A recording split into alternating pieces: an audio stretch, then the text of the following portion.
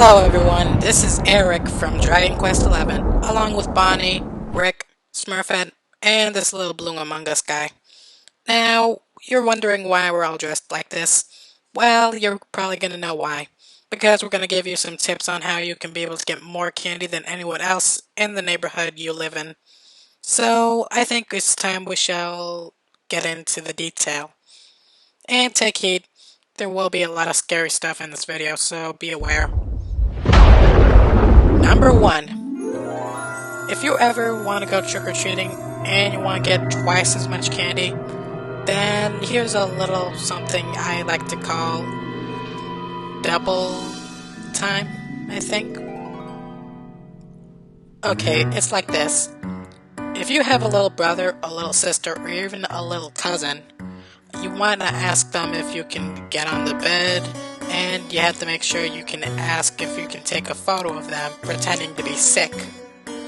Now, I say this because you can use that photo when you're going out trick-or-treating, and you can show the candy giver the photo of your little relative sick in bed. So that way they'll think that he's actually, really sick, which will lead you to twice as much candy. As long as you're not with him, though. You've got to make sure that you don't actually have your little brother or little sister or whatever next to you, or you can't even go trick-or-treating alongside them. Otherwise, they'll think that you're just pulling a fast one. So make sure that you gotta have a photo on you, and you gotta make sure you don't have your little brother or little sister next to you. Number 2. Now, if all of you ever heard about that little boy who found a little metal needle in his Twix bar, then this one would have to be Bonnie's tip. So you gotta make sure that your candy is safe to eat.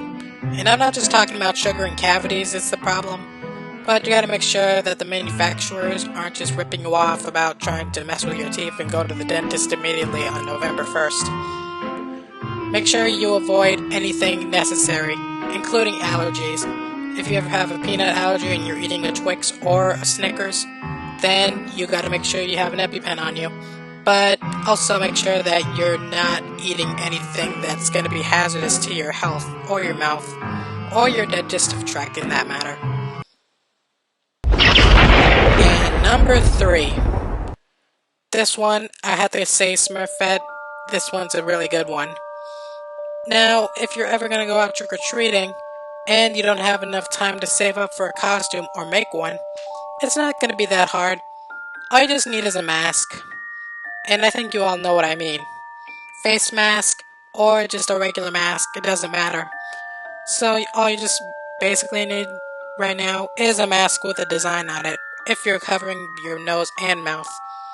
So it will just basically look like you're in the Halloween spirit still, while you're not putting on some flashy costumes or something that'll make you feel heavy. And that's kind of a pretty good tip, although in my opinion, I'd say you would have to at least make sure that you got the right stuff for it. You can't just go out with a plain mask if it's from your store, or if it's basically just a regular disposable one. So that's going to be it for all the tips. I'm sure next year I'll have more tips in store for you, so that way you'll be able to either pull in some pranks, or at least get some candy. But here's the treat.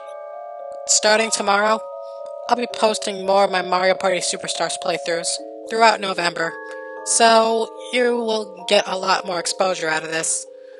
And I hope it'll also mean that I'll get more exposure.